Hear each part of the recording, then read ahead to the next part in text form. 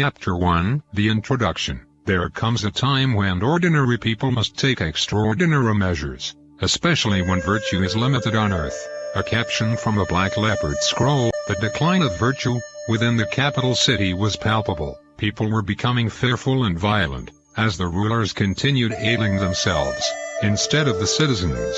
Rumors of a planned invasion from neighboring countries were spreading through the region. As a result, the government believed that enemy spies were hiding everywhere.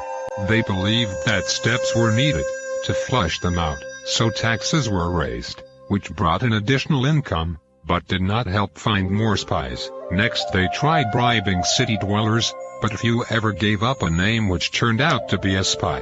The government finally started randomly snatching anyone they could, for torture purposes, so as to break the will of the people. Nothing worked to the satisfaction of the city leaders. However, as far as the city dwellers were concerned, there was no end in sight. This government displayed a commitment to stay in power, by doing whatever it took.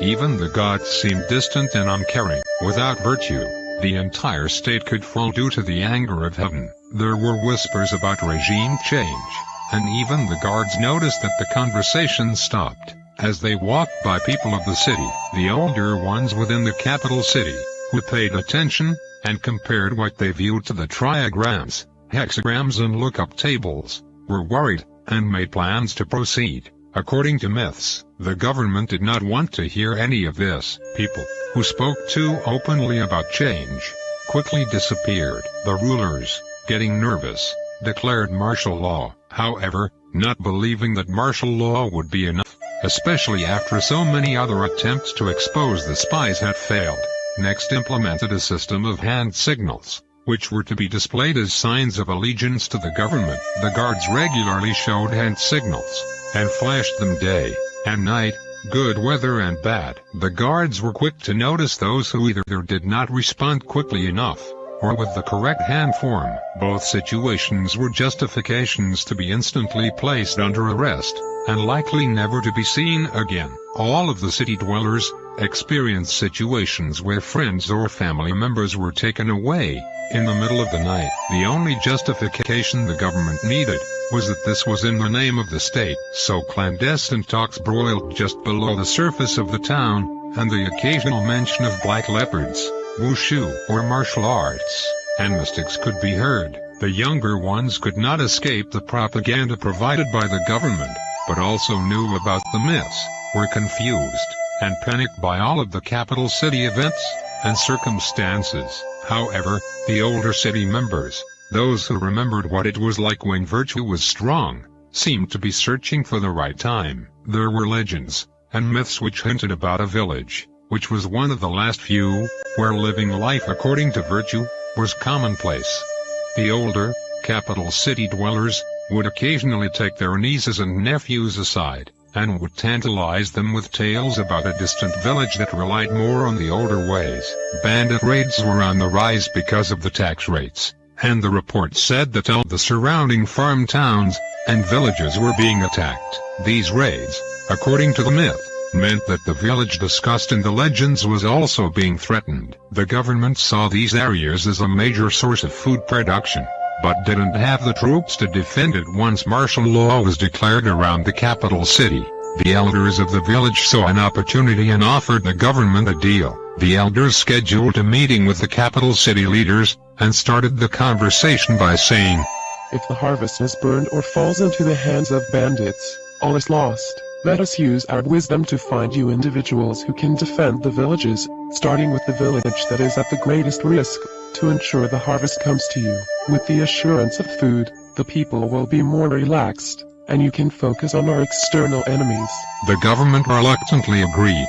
They knew they could not spare even 5 men to protect the distant village with the current unrest. A posting was made in the town square for 5 volunteers. Those who applied were looking for a way out of martial law. The 5 that were selected seemed to be a good fit regarding their virtues, displayed good conditioning, and were intelligent and focused individuals. The elders could see that the volunteers had the core values needed to carry out the various tasks and would approach each adventure with great enthusiasm.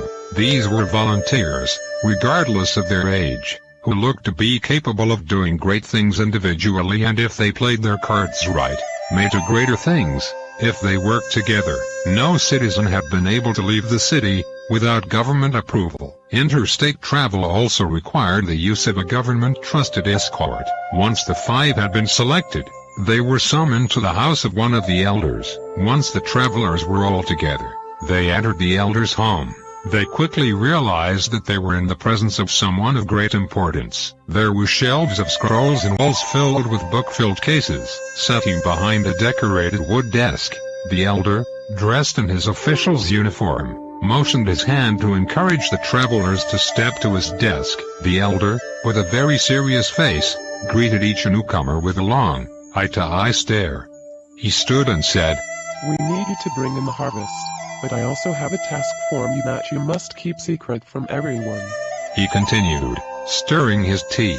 He could feel the eyes upon him. "We need to know if the legends are true, about the mystics, the cave, and about the mandate of heaven.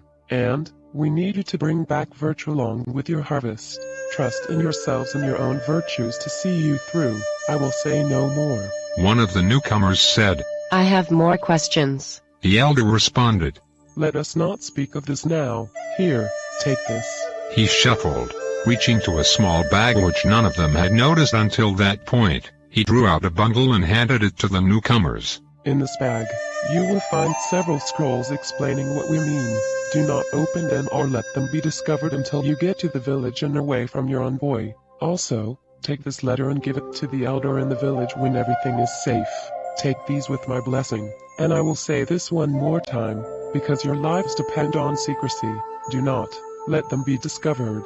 Now, go." Chapter 2. Coming to the town, the band of travelers and the government envoy began the long journey to the town. Not a word of the scrolls they carried was whispered.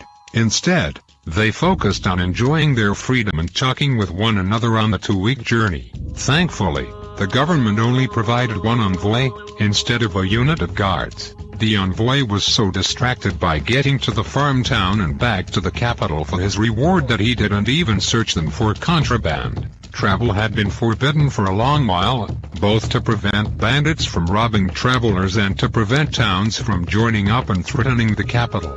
The envoy was very nervous passing through them because, most times, envoys were guilty of claiming items, with no respect to the proper owners. Sometimes they got dirty looks or things were thrown at them. As their adventure continued, the travelers passed through several nameless towns, at least none which they could remember. Many of the towns were deprived of basic services, such as a reliable food source, or clean water, based on how much they were taxed. It was so painful, looking at the malnourished farm dwellers. It was like ripping the scab off of a fresh cut each time a townsfolk were viewed. The envoy knew that most bandit raids were at night. So camping was done out on the open road, and everyone slept in shifts to be alert for attacks. Rounding one last bend, they could see the village at a distance, and the atmosphere changed from fear to one of excitement. Everything about the area seemed purer than the capital itself. The air smelled cleaner. The flowers were brighter. They could hear birds chirping, and bees buzzing. Even the envoy was starting to lighten up. He would occasionally have his horse kick up dirt, which got in the eyes of the newcomers, causing the envoy to laugh out loud. As they progressed, everyone could see rice paddies and plenty of people working in the fields. The walking paths were wide, and curved like snakes, between the fields. Traveling closer, they passed yet more foot traffic leading out of the village. The travelers noticed villagers practicing their wushu forms, and could see the occasional baskets of eggs, or bundles of corn upon the bamboo hat-laden merchants. The newcomers could hear echoes of weapons clashing, pigs squealing, and chickens clucking, over the water's gentle crash, against the sandy shoreline. The village itself was larger than most, and strikingly surrounded by a wall of black stone. It looked ancient, like it had been standing there far longer than any ancestor could remember. The lookout atop the wall spied the group approaching the old gates, which were flanked by ancient oil lamps. The envoy, looking up, and meeting the gaze of the lookout, showed a hand signal, a portion of a wushu form. The lookout displayed the correct hand form response, and next a town bell loudly rang.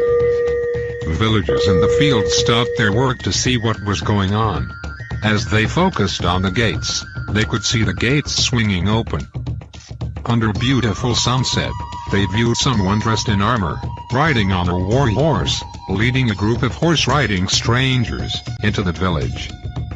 Those in the field whispered to each other, "This better be a friendly meeting. Those strangers have no idea how dangerous our leader is. His wushu is not of this world." Chapter 3, The First Meeting. Chen Yu, also known as Sam, the town leader and local Sifu martial arts instructor, was there to greet them at the gate. On his forehead was a tattoo of a black leopard paw, and a sickle hung at his belt. He was smiling mirthfully, yet inwardly worried. Government visits were very rare to the village. People were noticed peeking around corners and through windows. Out of respect, nobody spoke to the travelers until the leader broke the ice. A few people stood behind the well-dressed man, milling around and obviously hoping that they would receive a few hints of gossip to pass back to their families. The envoy whispered to Chen Yu for a few minutes. "My lord, the governor has graciously offered these newcomers to you, for your farm town. These travelers are to be used to help you farm your lands, so that they may deliver a portion of the farm yield to the capital city. If you ask me, I do not believe that any of them are worth your time. However, the governor told me that if I deliver them to you, I will receive a reward for completing my mission. I believe that I have done just as I have been commanded." The newcomers, from a short distance away, could see a range of expressions passing over Chen Yu's face. With a look of resignation, Chen Yu turned to the new arrivals and bowed. Staying in that position, he said, "Welcome to our farmland village. May our respect be mutual." After an exchange of pleasantries, Chen Yu quickly invited the newcomers into his home for some fine tea. He wrote down a quick note and gave it to the envoy as proof that he had fulfilled his mission. The envoy left quickly, eager to get his reward for bringing the travelers safely to the village. Chen Yu inwardly smiled. He didn't want to have a dog of the government listen in on their business. The newcomers sat down on the floor along with Chen Yu. His home looked more like a martial arts studio and a library than an actual home. As the newcomers gazed around the room, they all noticed the neatly organized scrolls resting in compartments on one wall. They noticed that scrolls of healing, scrolls of farming, and scrolls of stoneworking were prevalent, along with scrolls of histories and exercise techniques. Chen Yu bowed toward an altar in the main room that contained an image of a black leopard and encouraged the newcomers to reciprocate. "Well, you were here on behalf of the government to help with our harvest and to help us protect our farm town, but now let me be frank. This is completely out of the ordinary. It's very rare that we are ever visited, let alone being surprised by a group of strangers, escorted by a guard. We are self-sustaining and well protected. So, I do not understand why you all are here. We have plenty of farmers in this area to bring in a harvest, and we've been successful in fending off the bandit attacks with our wushu. So, why are you here exactly?" The newcomers handed the letter from the elder in the capital city to Chen Yu. He looked at the writing and thought to himself, "This is written using a very old text. I will need to use my language scroll so that I am able to read this." Fortunately, Chen Yu recently received his language scroll from one of the farm town members. Next, Chen Yu proceeded to read the letter slowly. "Dear brother, I know that writing you is very dangerous, but the time has come to implement the plan. The capital city has been locked down. Very few people are able to travel in or out of the city. I have been witness to conversations that have communicated that our towns and villages are being ransacked. I fear that there is a search being conducted, and it will only be a matter of time that the secrets which we don't mention will be discovered. Please, welcome these newcomers to your farm town. They were handpicked, and their virtue seems true. They may not be fully trained according to our self-defense style, but they seem honest and respectful. I believe that these may be the first of a series of newcomers, who may volunteer to help us restore virtue to this land. If you feel that they are not worthy, test them, and place demands on them.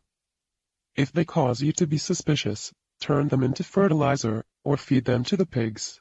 We have plans on sending others so that we do not place all of our trust in just a few people. These may include whole families, or individuals within a family, so as not to draw attention. I hope to be in touch again soon, but until then, may you, and your town, stay alert. Chen Yu, with his eyebrows bristling in surprise, said, I must think on this, but this changes things considerably.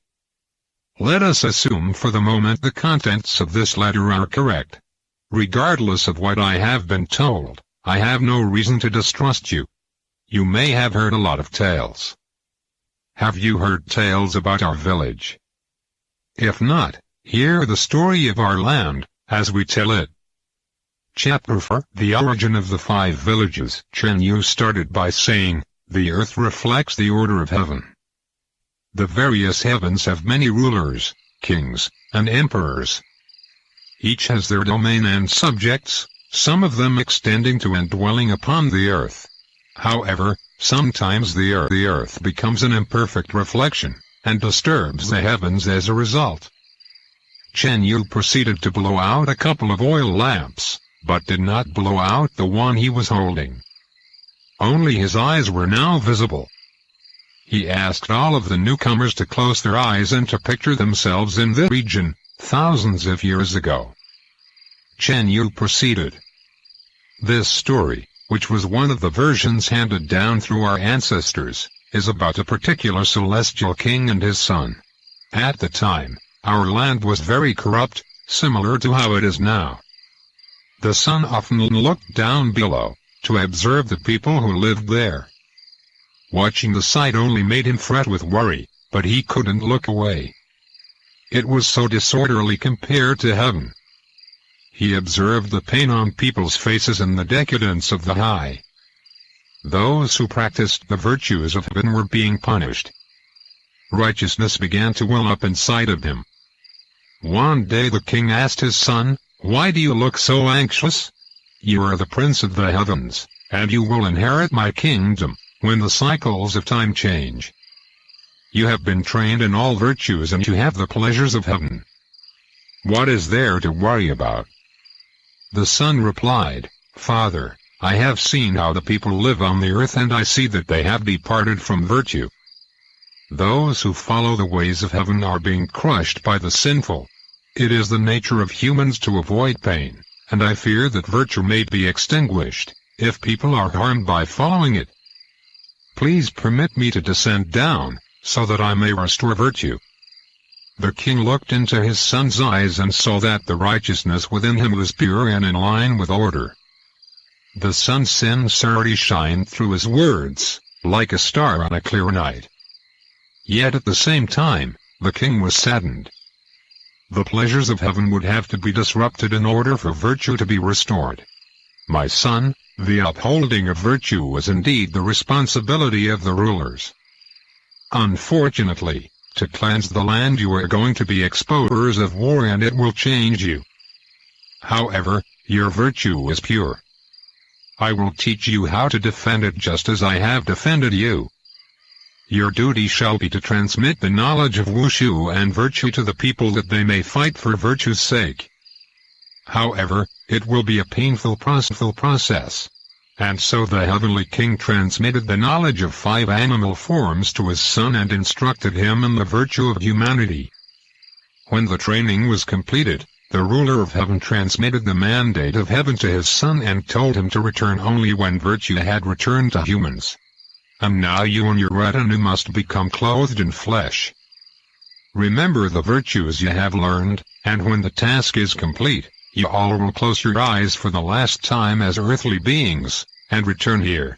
Until then, you will remain immortal. Be quick, for you are necessary in the order of heaven. We will lose our order that it may be restored. The sun and his retinue assumed human form and came to earth, settling in the region where you are today. The black stone walls of the village were built, and people began to gather here for refuge. People were allowed in only if they had the capacity for virtue and wushu, and they were tested in many ways. The purpose of the walled city was to give the people of the region a place to renew themselves, teach them how to defend themselves in accordance with virtue, live their lives in harmony with the land, and encourage all to remember their duties toward heaven, and we have kept this for many centuries. Over time, the new city prospered due to the knowledge of heaven. However, those who were unrighteous coveted the village. A war was waged, and the unrighteous were overcome through the power of wushu. Soon, this very village became the earliest capital city of this region.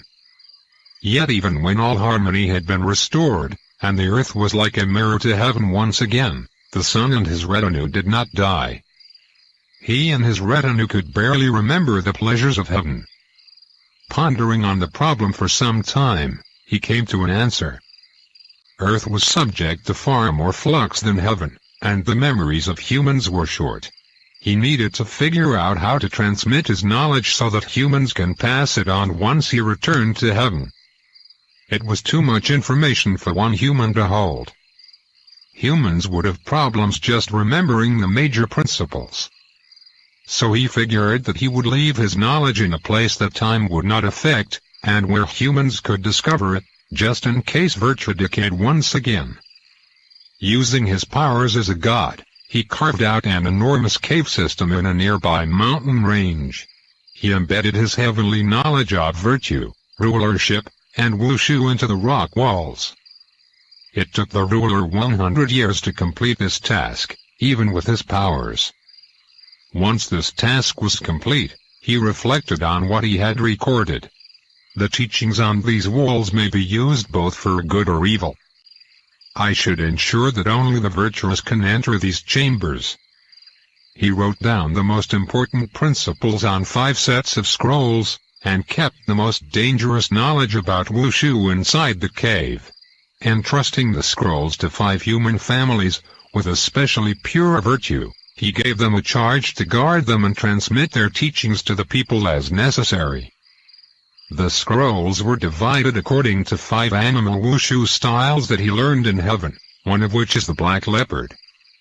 He then instructed the 5 patriarchs of these families how to open the way to the cave. All 5 of them would have to agree that it would be time to reveal that knowledge to the world for the seal to break, and only one individual from each generation from the family would be able to do it. Once all was in place, the son closed his eyes and returned to heaven, leaving his bodily form behind.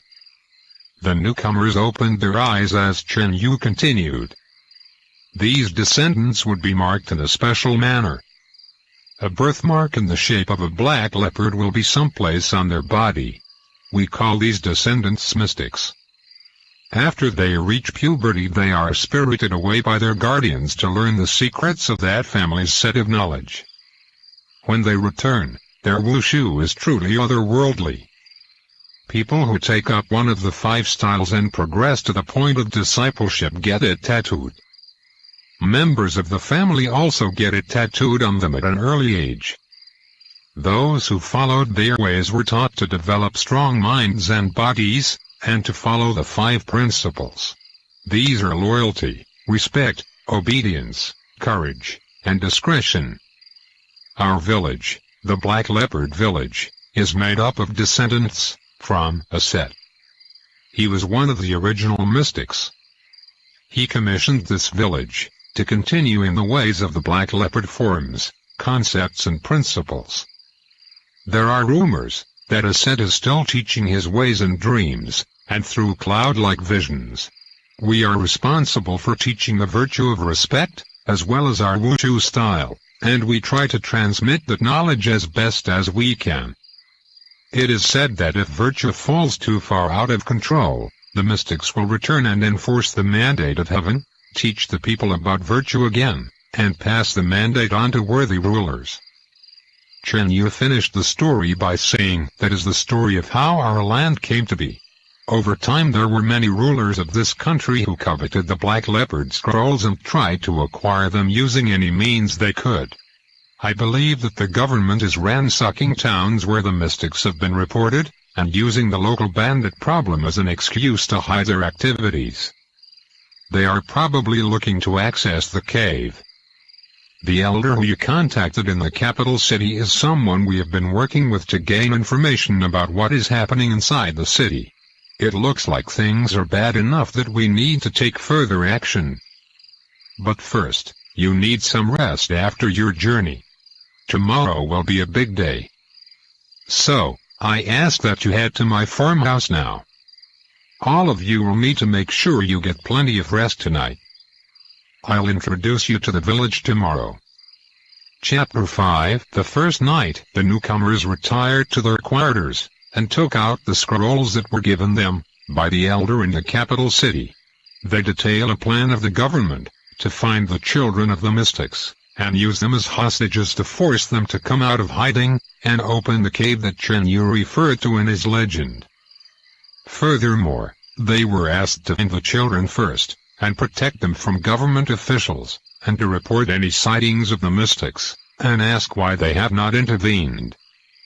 Burdened by this knowledge, the newcomers fell asleep. Chen Yu laid down in his bed, unable to sleep. He recalled how recently, one of the neighboring farm towns was decimated because the government believed that the townsfolk were recently visited by a mystic, and nothing was reported to the government. Chen Yu thought to himself, they must have been hiding something. I saw way too many epic battles for them not to know about who they were looking for. Their farm town's chieftain may have met his ancestors, however before he left this earthly realm, he completely annihilated all of their top fighters, guards, and the warriors.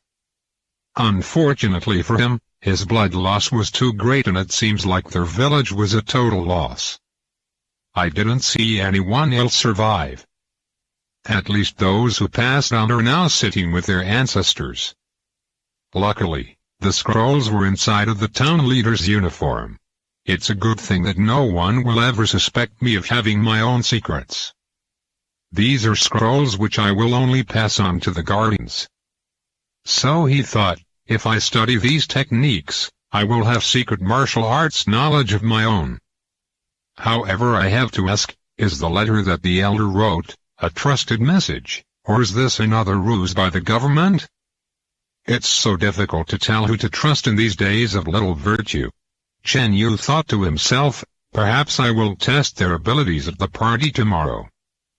Chapter 6. The next day, Chen Yu woke the newcomers and gave them a wonderful meal that surpassed what most people got in the city. Beautiful pork dishes and loads of vegetables make great fare after rice porridge and a few scanty scallions. As Chen Yu displayed the many food options, he said, do not be surprised. When envoys from cities do arrive, they are normally shocked by how wealthy we actually are compared to the other villages on the route. We have benefited from pooling our resources together, which has been a great help to the progress of this farm town. The majority of what we cultivate is food grains, particularly wheat field rice. We also have a large amount of livestock to help fertilize the fields. Everyone also owns their own land. The chopsticks fell silent. It's true. We don't have a system of forced servitude like the capital does. When everyone respects one another, there is no need for force. It is the same in our style of martial arts. When we respect incoming force or respect an attack, we can work with it to achieve our ends. Chen Yu continued as the newcomers resumed eating. I assume that you are free people because you were able to travel here, or maybe the elder in the capital managed to get you out of your servitude. It matters not. and I'm still thinking about that letter. For now, let's assume that you are here to bring in a harvest. You'll need to be introduced. You may also freely travel through our 9 regions. However, if you travel outside of our borders, I cannot guarantee your safety. You saw how it was when you came here, and that was within our borders. Just imagine how much more difficult and dangerous it must be outside of our lands. Speaking of respect, you are welcome to stay where you please. All of our doors are open to any of you. You may visit with anyone, but don't be surprised if you are asked to pitch in and help us out. We are all reliant on one another. We also share common property. Anyone can ask for things at any time and you can give them to other people. However, there could be trouble if you are asked to return something and it's in your possession but you do not hand it over. Serious trouble. He followed up by saying to the newcomers, be smart and do not get yourselves into any tough situations, at least not until you have a firm understanding of your first form. The newcomers soberly listened to all of this. Life out here was going to be more difficult than they thought. Still, it seemed far safer than suffering under the gaze of the government. Better to get beaten up every now and again than slow starvation and endless taxes. Chapter 7 Introductions. All around, the village was made up of several concentric rings. The villagers lived next to the outer wall, then a ring of commercial activity, and Chen Yu's wushu school in the center. Chen Yu took the newcomers to each of the main buildings in turn, introducing the owners. Meng Ji, more commonly known as Mei, the town herbalist, was found reading a scroll of herbal healing as the newcomers walked in. She smelled strongly like the herbs and minerals that she used in her practice. Meng Ji explained that her duties were making sure both animal and human survived any outbreak of illness and to repair any injuries from people practicing wushu training. Her apprentices were few, because the knowledge she needed to pass on was so great. Mei stopped, as though she just remembered something important. She next reached over to a table, wrapped up some medicine, and placed the wrapped contents into a medicine bag. Mei next called for one of the helpers and said, Please take this bag and deliver it to Mr. Asuka. Tell him that I said that he should have better aim with his hammer. Thank you. As they proceeded, one of the young newcomers barked, What is that nasty smell?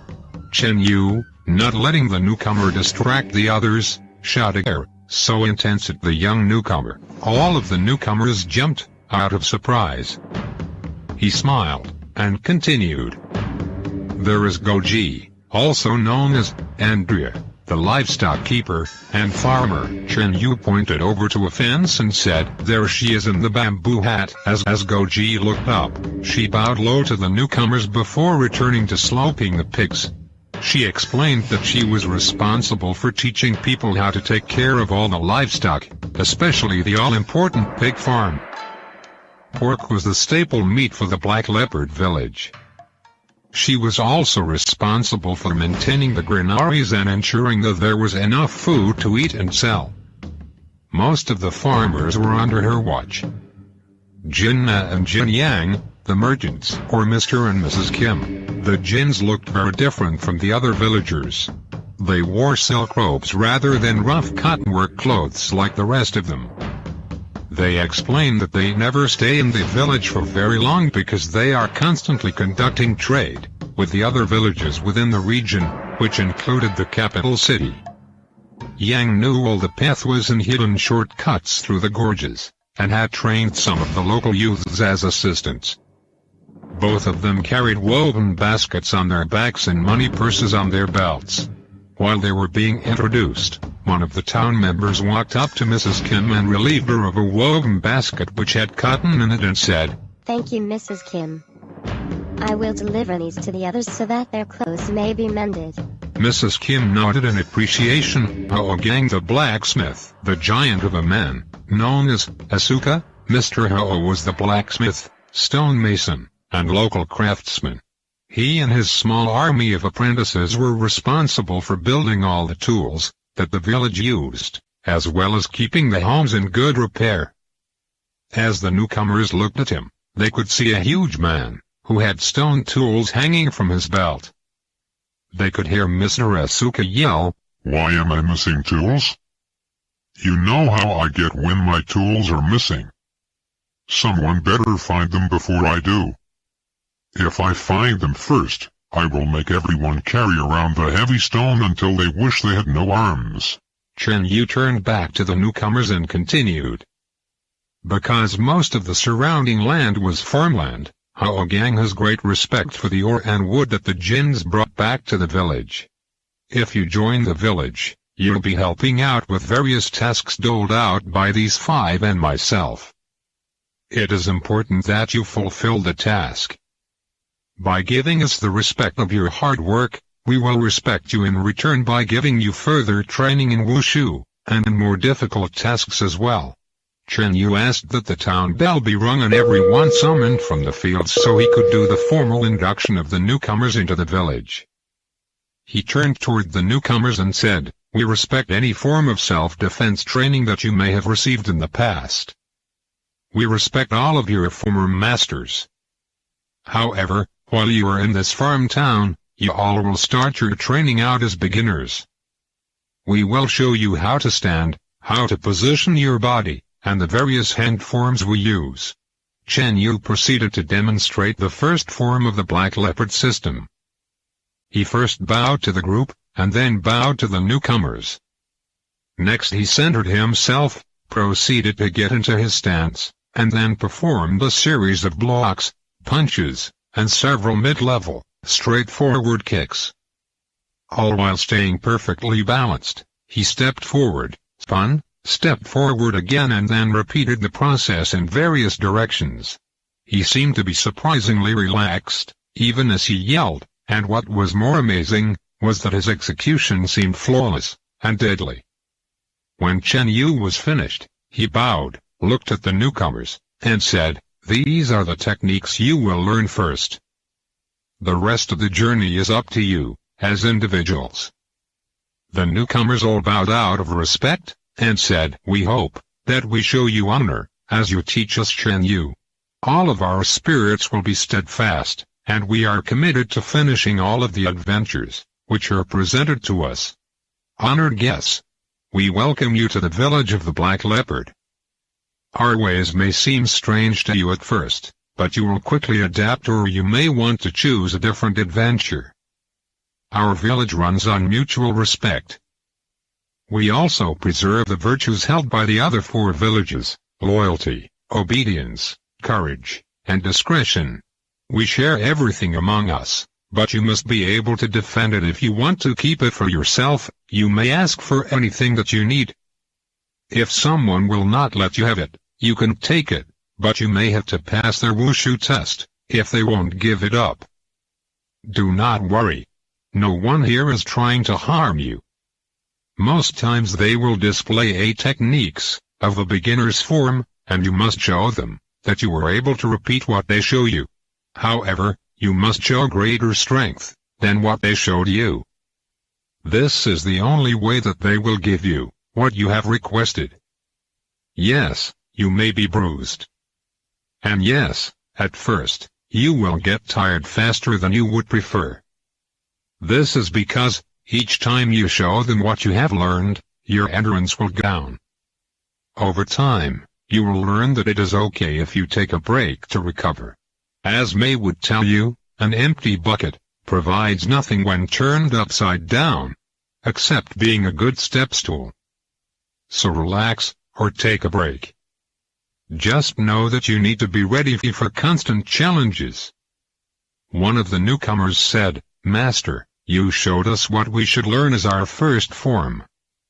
However, I have never learned any martial arts. So I do not believe that I will be good enough. I am too young." Another newcomer jumped in and said, "Look at me, I am too old. I do not believe that I will be fast enough." Chen Yu, looking at the sad face on the young newcomer, walked over and said, "All of you, need to learn from this newcomer. Everyone needs to be excited and humble like these newcomers. Martial arts are for everyone. In this village, everyone gets to start out sparring against other people. This is a big privilege for beginners, because sparring is normally reserved for those who are more experienced. Nevertheless, in this village, everyone practices, and for you, this is where you start. We were taught that everyone needs the practice to stay sharp, and because you are beginners of our style, you should practice constantly. No matter if you choose to stay here, or if you head to one of the other villages, you will start with the rudiments of our style. If you have courage, you may get lucky to learn more. We also have rules about gifts. For example, if you need rice, I will give you rice. I may also give you a wheelbarrow so that you may move your rice. You should accept my gifts even if they don't seem needed. You should accept all gifts given. We also respect that you are capable individuals to make it here. You can return that respect to us by accomplishing the jobs that we ask you to do by any means necessary. You should know that everything that we do in this village is training. Do you agree to this? When all of the newcomers nodded in agreement, Chen Yu handed them a black leopard seal as well as a 5-principle scroll as he said, "Then it is settled. You will begin training tomorrow. This seal marks you as a member of this community and the scroll will give you further instructions about our ways. You all should feel privileged. No more newcomers will receive scrolls. All of the visitors, from now on, who arrive as newcomers and want to participate in the adventures, will only receive our wushu information, in the form of training cards. Their focus will need to be especially strong, magnified so as to fully learn our ways. I trust that Aset will only reveal his message through visions, in the form of clouds. These newcomers will need to look really closely to see Aset's visions." With a quick motion, Chen Yu reached into Jinna's basket and stole a likey. "But first, let us give you a party on your behalf." The townspeople cheered in celebration, after hearing the newcomers' acceptance of the agreement. Chapter 8 The Evening Party. Later that evening, there was a grand party to celebrate the new members of the community. Oil lamps shone brightly over the celebrants, and the music of flutes and drums filled the air. Jin Yang brought out his stash of fireworks for everyone to enjoy, little ones and large ones. The newcomers could see town members working together to light the firework using flint and a striking bar. Some of the more rambunctious kids used the martial arts they've learned, as a demonstration to entertain the newcomers. The newcomers enjoyed watching Goji's traditional dance, which kind of looked like wushu form, as Mingji played music and Jinna sang. The songs were performed in an ancient tongue that Chen Yu helpfully explained in whispers. As the evening went on and the rice wine flowed, the newcomers took Chen Yu aside in private and tried to explain the second part of their message. Chen Yu shushed them. "We are giving you this party. Relax and enjoy yourselves. Treat this like a gift and accept it. We'll talk about this in the morning." When the party began to wind down, Chen Yu stood and held a terracotta oil lamp up high so that everyone could see him. "Let's wrap up this great evening. I thank everyone for their participation. As for you newcomers, stay in my house again this evening. Work will begin tomorrow." Chapter 9 Conversations in Private. When the party was over, the newcomers pressed Chen Yu with their story again. He asked to see additional materials, then took the time to carefully read them, with a brass oil lamp providing backlighting, in his study. Chen Yu took a seat, crossed his legs and placed himself in a meditative position. Then he said, "I watched your demeanors during your time here, and you do not seem to be corrupt like the government." He next repositioned himself and then he said, "Also, you carry items that show you're in contact with people we trust, in the capital city. Well, If this is the case, then you 5 will need to split up to seek out the mystic's children, with one staying here. While all 5 of the villages absolutely respect each other, we do have a healthy competition between schools, especially when we participate in the various festivals and competitions throughout our lands. He stopped and slowly shook his head and said, "Sorry, I get so excited when I think about the competitions. I sometimes get off topic." Regaining his focus, he said, "I will write you all letters of introduction so that you may travel freely to the other villages, though you will still have to earn their respect. It is likely that if you're going to get close enough to find the children of the mystics, you will need to formally join their schools of wushu and earn their trust." Chen Yu smiled. "That is certainly the case here anyway. Choose which of you will travel to the other villages." After a brief discussion, the newcomers returned with their choices. Taking up ink and paper, Chen Yu wrote out the letters and entrusted them to the individuals. "You will need to leave at daybreak to make it to the villages before nightfall. Get some sleep. You've got a long journey tomorrow. If you do find the children, reassure them that you are there to help and protect them, and keep the knowledge from the government. Hide the children if you have to and defend them with your lives. Use all the training that the villages will provide you to do so. Our combined wushu is the strongest in the world. I wouldn't be surprised if that is why the government is seeking the knowledge of the cave. If the legends are true, they could easily take over this region for their own purposes with that knowledge.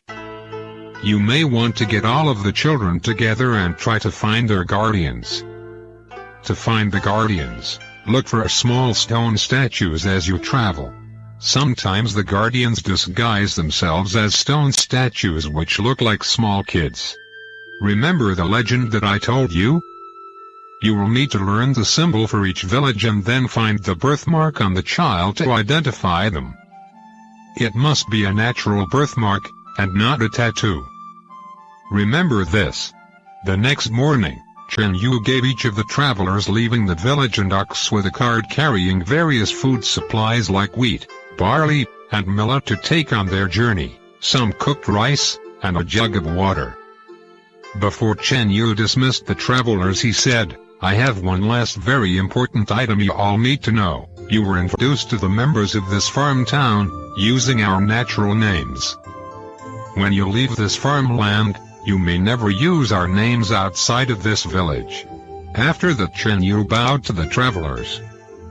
The travelers said their goodbyes, each taking a different way out of the city. When they had departed from sight, Chen Yu turned to the remaining newcomer.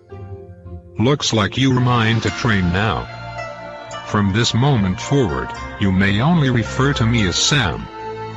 He handed the newcomer a scroll of Black Leopard exercises. It's time to get to work. Chapter 10, Time to start training. The initial day of training was more intense than anything the newcomer had ever experienced. First, the newcomer was forced to hold the training stance for 3 hours while Sam told him to memorize portions of the Black Leopard language that they would use for the training. From there, Sam instructed the newcomer on the first 8 techniques of this beginner's form. Sam practiced the techniques with the newcomer for many hours. When the class was completed, Sam asked me to administer healing medicine before putting the newcomer through a grueling set of calisthenics. All of this was to test the newcomer's spirit and to see if he would run away from being challenged. After many hours, the day's training was complete. Shaking, but triumphant, the newcomer bowed to his new Sifu and looked forward to further training and challenges tomorrow. The next day, as the newcomer came out of a good deep sleep, he heard the sound of knocking at his door. He thought to himself, "Do I hear giggling out there?"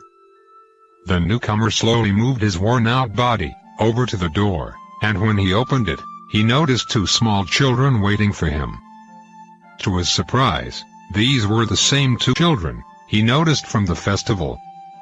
The children asked the newcomer if he would like to join them in a sparring session out on the edge of town. The newcomer agreed, got dressed, and off they went. Once they reached the location, young boy went left, the young girl went right, and both turned and looked at the newcomer. The newcomer asked, "Okay, now that we are here, what do you normally do?" The young boy said, "What we normally do is spar in 3-round sessions. Each session is made up of an attack and a block. Whoever wins 2 out of 3 rounds wins the sparring match." The young boy continued, "If I attack, and my attack strength is greater than her block, then I win round 1, and I get to attack again.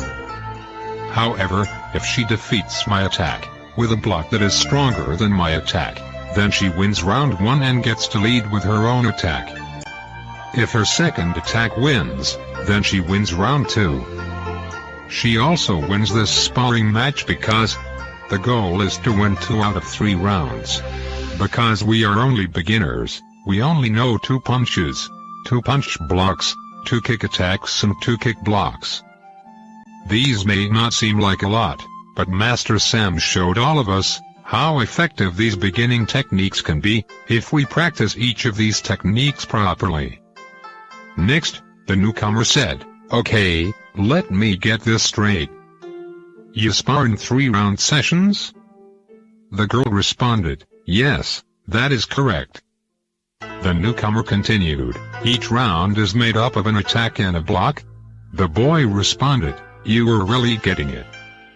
The newcomer finishing up by asked, "The sparring winner is the one whose technique is stronger, 2 of the 3 rounds. Is this correct?" Both of the kids in unison said, "Yes, you have it." They then asked, "Are you ready to begin?" The newcomer responded, "Yes, but let's go slow until I am comfortable. I don't want to hurt either of you. Let's begin." They quickly responded, "We are better and stronger than you think, old man." After that response, the 3 of them took turns practicing their techniques in sparring sessions. As time passed, it was only a few months before the harvest had to come in, and he had to help where he could to keep up appearances. Over time, the newcomer started to become more comfortable with his newly learned techniques, ever keeping in mind that his goal was to earn the trust of the people enough to learn where the mystic's children might be hiding. He thought to himself, will he have to use his wushu to defend them from the government? What other secrets are to be revealed? Time would only tell, and those are adventures for another day. Ellipsis.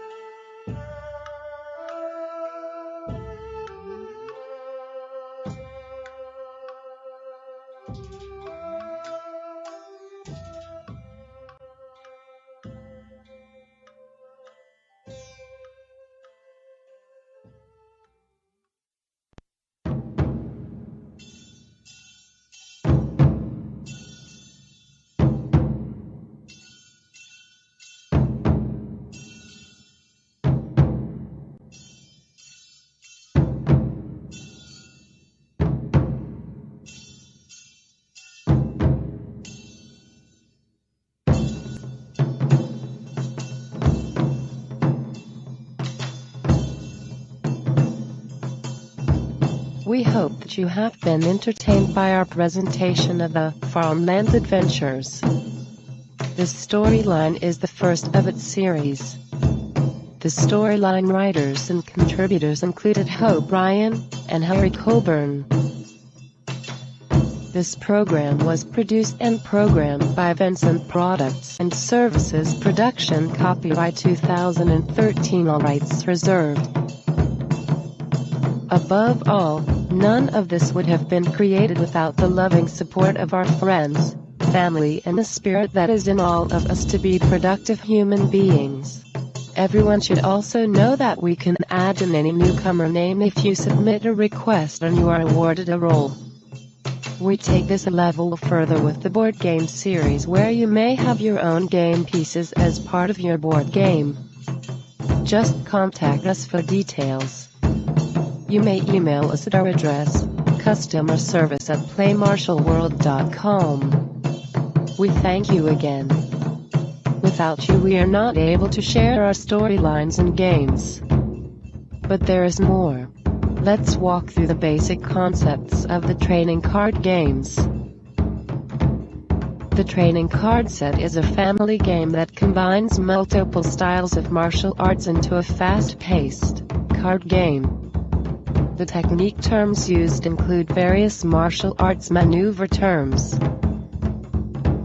Let's learn how to play. The card set that you have are the white belt technique demo cards for the black leopard style. This set includes 2 hand punch technique terms and their blocks, as well as 2 kick technique terms and their blocks, plus the equal amount of endurance cards. We recommend that you read the card game instructions and listen to the audible storyline adventure so that you get a better understanding of the purpose of the card game. In the meantime, here is a breakdown to help you get started. 1. Separate the cards into 5 groups. Hand attacks, hand blocks, kick attacks, kick blocks, and his cards. 2. Shuffle each of the technique card decks separately and then deal the cards out equally to all of the players. Each player may look at their cards, but they should remain private until they are used. For each technique card which gets dealt, it should be accompanied by an endurance card. So if you have 4 technique cards, you should also have 4 endurance cards. 3. Each player should pick one of the colors on the dice, which is the colored dots. The color chosen will be that player's color for the game. Each time the dice with the colored dots is rolled, the sparring partner is the player whose colored dot shows up.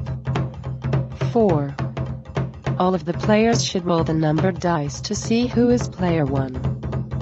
The player who rolls the highest number is player 1 and starts the game by rolling the dice with the colored dots. Sparring begins between these 2 players. 5. Sparring is played in rounds, and a round includes 3 attack cards, 3 block cards, and their associated endurance cards. Sparring is where players try to play technique cards with a higher rate to win the cards. Playing the card with a higher value allows for that person to lead the next attack card. 6. Here is how you spar for a round. Player 1 rolls the dice with the colored dots.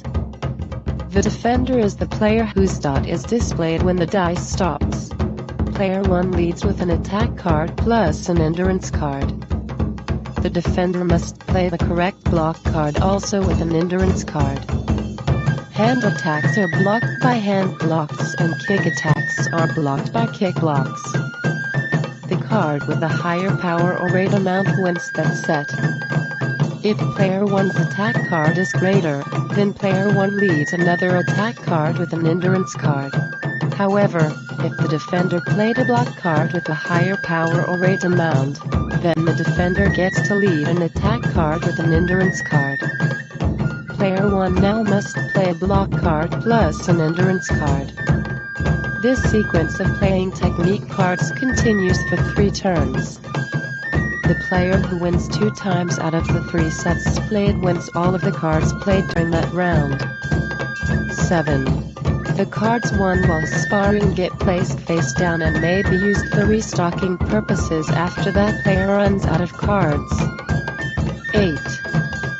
The dice with the colored dots gets passed to the next player to the left and a new round of sparring begins. 9. If a player runs out of cards and does not have any cards for restocking purposes, that player is out for that game. 10. The player who wins all of the cards wins that game. The goal of the sparring process is so that learn how to spar, get familiar with the technique terms, and learn that the correct block for an attack is in the same location on the technique card as the attack. For example, if the attack is a front snap kick, the correct block is a low outside block. As you can see, the attack is in the top position on the card, and the correct block is in the top position on the block card. so attacks in the top position are blocked by the blocks in the top position.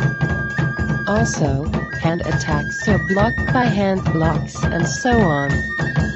As always, if you have any questions or concerns, you may email us at customerservice@playmarshallworld.com. You are welcome to upgrade these cards to the actual cards used in the board game. However, these cards will give you a great start at no cost to you. Enjoy and thank you.